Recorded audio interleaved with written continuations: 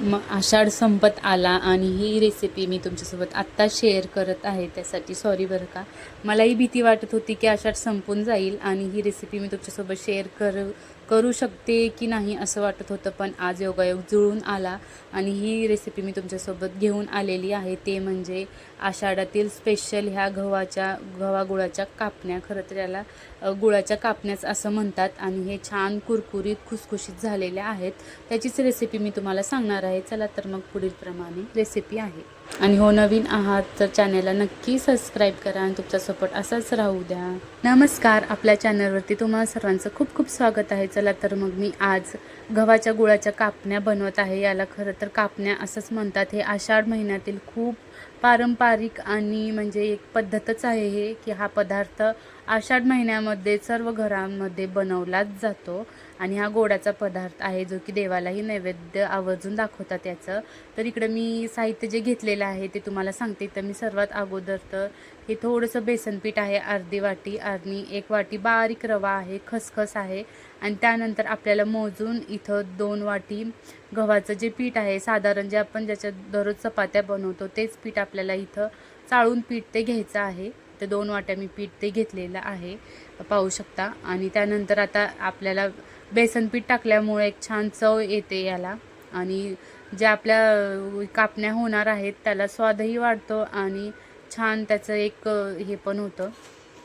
आणि तर खसखस जे आहे ते पण टाकायचं, थोडंसं मी चोळून टाकलेलं आहे. भरपूर याच्यामध्ये खसखस आवर्जून टाकायची आहे. आणि विलायची पूड आहे ते मी आता थोडंसं चाळून घेते, कारण याच्यावर इथं मी जवळजवळ 2 वाटी गूळ घेतलेला आहे. हे याच्यामध्ये हे मोठे मोठे खडे आहेत, त्यामुळं हे गूळ 1 वाटी घेतला आहे. जर तुम्ही खिसून घेत असाल तर 2 वाटी गूळ घ्या, कारण की ते जसं आणि आपल्या आवडीनुसार जर जास्त गोड खायचं म्हणजे आवडत असेल तर 2 वाटी गूळ याला भरपूर आहे ह्या मिश्रणाला.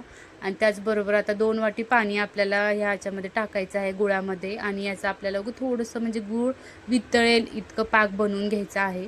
आणि त्याचबरोबर याच्यामध्ये आपल्याला 1.5 वाटी मी पाणी टाकलेलं आहे. आणि एक महत्त्वाचं इन्ग्रेडियंट्स म्हणजे तेच की बडीशोप टाकल्यानंतर एक वेगळाच स्वाद येतो कापण्याला, म्हणून बडीशोप पण आवर्जून टाका. जर त्याची तुम्हाला मिक्सरमधून बारीक पूड करून टाकायची असेल तर तसंही टाका. मी इथं डायरेक्ट आता पाक बनवत आहेच म्हणून त्याच्यामध्येच टाकला आहे, जेणेकरून जास्त उकळून अजून छान स्वाद येईल आपल्या कापण्या बनवण्यासाठी. म्हणून इथं आता पाक करून घेण्यासाठी थोडंसं गॅसवर गरम करून घ्यायचं. गूळ वितळेल इतकंच आपल्याला हे ढवळत राहायचं आहे, जोपर्यंत गूळ पूर्ण वितळत नाही तोपर्यंत.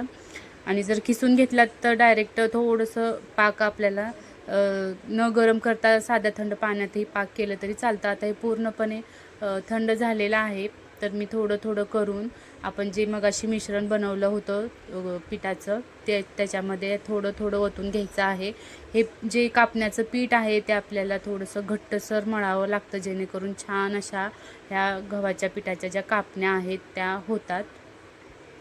आणि पाहू शकता मी जसं मळत आहे थोडं थोडं हे टाकत तसं मळून घ्यायचं. तुम्ही पण या कापण्या बनवलात का नाही तेही मला कमेंट्स करून नक्की सांगा. आणि अशा पद्धतीने जर बनवलात तर खरंच कापण्या खूप छान होतात, स्वादिष्ट पण होतात, कुरकुरीत पण होतात, आणि सॉफ्ट म्हणजे वरून कुरकुरीत आणि मधून मऊ अशा ह्या कापण्या होतात. आणि मी जे उरलेलं पाक होतं तेही आता याच्यामध्ये पिठामध्ये मिक्स करून घेते आणि छान असं घट्टसर कणिक मळून घेणार आहे. पाहू शकता एकदम घट्ट, कारण जास्त जर पातळ मळलं तर जे कापण्या आहेत त्या खूपच सॉफ्ट म्हणजे असं एकदम मऊ होतात आणि वाताड होतात. त्यामुळे शक्यतो जितकं घट्ट पीठ आपल्याला मळून घेता येईल तितकं मळून घ्यायचं. आणि इथं पाहू शकता आता एकदम छान असं सुरीनं आपल्याला व्यवस्थित कापता येईल इतकं घट्ट झालेलं आहे. आणि मी याचे गोल गोल गोल आता काप करून घेते, आणि हेच काप आपल्याला लाटून पण घ्यायचे आहेत. एकदमच सर्व पिठाचे छोटे छोटे गोळे करून साईडला ठेवून देते, म्हणजे जेणेकरून आपल्याला लाटायला एकदम सोपं जाईल. आणि चला तर मग आता तुम्हाला लाटूनही दाखवते. छान असे मस्त लाटून घ्यायचं.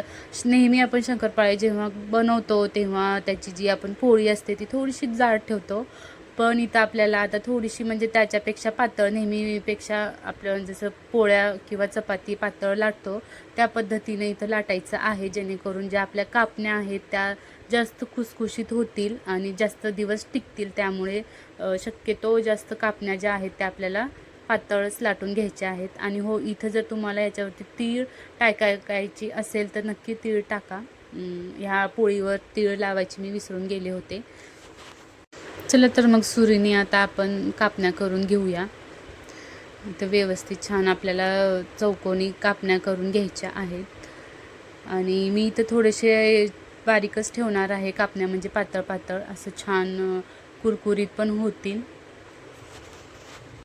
काप कसं करायचं हे प्रत्येकाच्या आवडीवर व प्रत्येकाच्या ह्याच्यावर आहे. मी अशा पद्धतीने इथं कापण्या केलेल्या आहेत आणि तुम्ही तुमच्या आवडीनुसार असे छान मस्त कापण्या करून घ्या इकडे.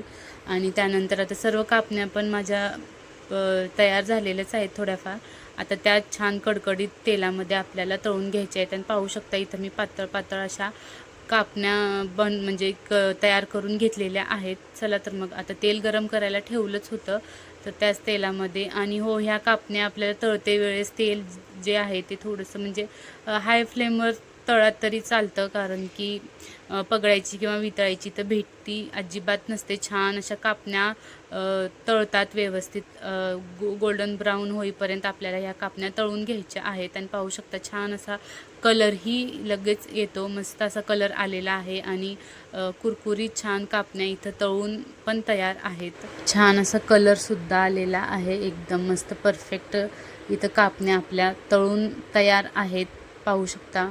आणि एकदम छान खणखणीत पण झालेल्या आहेत, जे की जास्त दिवस टिकण्यासाठी याचा म्हणजे हे होतं जास्त खमंग तळल्यानंतर. आणि पाहू शकता मस्त असं खसखस पण छान उठून दिसत आहे. तर तुम्हाला आजचा व्हिडिओ कापण्याचा, आषाढी स्पेशल कापण्याचा व्हिडिओ कसा वाटला तर नक्की मला कमेंट्स करून सांगा. आणि चला तर मग भेटूया नेक्स्ट व्हिडिओमध्ये असंच नेक्स्ट रेसिपीसह. तर तोपर्यंत बाय.